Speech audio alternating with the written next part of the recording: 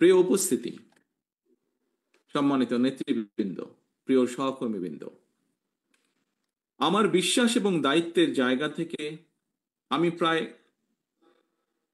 বলে থাকি একটি কথা। বিভিন্ন বক্তব্যে আমি সেই কথাটি তুলে ধরার চেষ্টা করেছি। 1971 সালে বাংলাদেশের 71 সাল ছিল বাংলাদেশের স্বাধীনতা অর্জনের যুদ্ধ।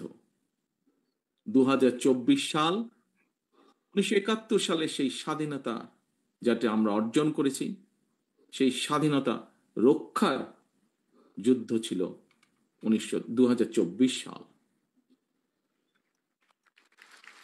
এর বাইরেও আমরা বলতে পারি দেশের 54 বছরের ফ্যাসিবাদ স্বৈরাচারের বিরুদ্ধে প্রতিটি গণতান্ত্রিক আন্দোলন সংগ্রামে যারা শহীদ হয়েছেন গত 54 বছরে, তাদের এই আত্মত্যাগের প্রতিদান দেওয়া সম্ভব নয়।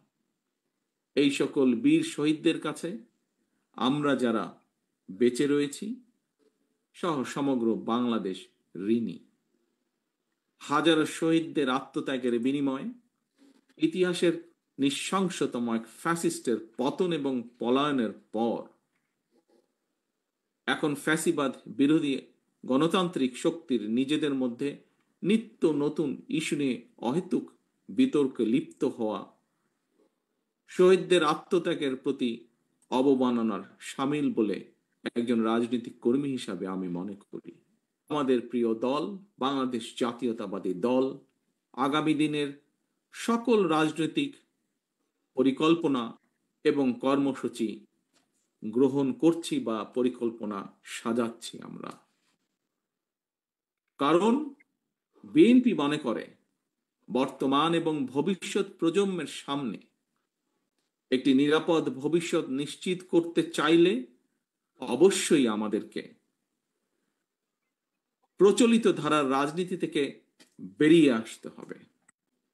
ইয়েস, প্রতিরোধ, প্রতিহিংসা কিংবা কথা বলার রাজনীতির পরিবর্তে বাস্তবধর্মী পরিকল্পনা গ্রহণ এবং বাস্তবায়নের মাধ্যমে প্রচলিত রাজনীতির ধারার গুণগত পরিবর্তন ঘটাতে হবে। বিএনপির উদ্যোগে ইতিমধ্যেই একটি শিক্ষা বিশেষজ্ঞ টিম শিক্ষা কারিকুলাম আধুনিক বা মডার্নাইজ এর প্রস্তাব এবং পদ্ধতি নিয়ে কাজ করছে। এই টিমের মধ্যে আমাদের দলের যারা এই ব্যাপারে এক্সপার্ট তারা যেমন আছেন, একইভাবে এ ব্যাপারে বেশ কয়েকজন বিশেষজ্ঞ কাজ করছেন যারা হয়তো আমাদের দলের সদস্যও নন, কিন্তু তারা দেশের জন্য কন্ট্রিবিউট করতে চান, এরকম মানুষ কাজ করছেন। হাজারো শহীদের রক্তের বিনিময় ফ্যাসিবাদ মুক্ত বাংলাদেশে বর্তমান অন্তর্বর্তীকালীন সরকার আগামী ফেব্রুয়ারি মাসে জাতীয় নির্বাচন অনুষ্ঠানের সম্ভাব্য সময় নির্ধারণ করেছে বা এরকম একটি ঘোষণা তারা দিয়েছেন। এই নির্বাচনের মাধ্যমে দেশের জনগণ দীর্ঘ 1.5 দশকেরও প্রায় বেশি সময় পর নিজেদের ম্যানিফেস্টোকে বাস্তবায়ন করার সুযোগ পাবেন দেশের জনগণ। আমি গণতন্ত্রের পক্ষের শক্তির সকল রাজনৈতিক দলগুলোর তাদের নেতৃবৃন্দদের দৃষ্টি আকর্ষণ করে বলতে চাই, গণতান্ত্রিক আমি রাজনৈতিক দলগুলোর মধ্যে যদি দূরত্ব তৈরি হয় বা দূরত্ব তৈরি হলে রাষ্ট্র এবং রাজনীতিতে পতিত পরাজিত পলাতক ফ্যাসিস্ট চক্রের পুনর্বাসনের পথ সহজ হয়ে উঠবে, তাদের সুযোগ তৈরি হবে। এই ব্যাপারে আমি গণতান্ত্রিক সারা দেশে গণতন্ত্র প্রিয় গণতান্ত্রিক আমি জনগণের প্রতি সজাগ এবং সতর্ক থাকার বিনীত আহ্বান জানাই। আমি বারবার একটি বিষয়ের দিকে সবার দৃষ্টি আকর্ষণ করেছি, সংবিধান কিংবা লিখিত বিধিবিধান দিয়ে কখনোই ফ্যাসিবাদ ঠেকানো যায় না।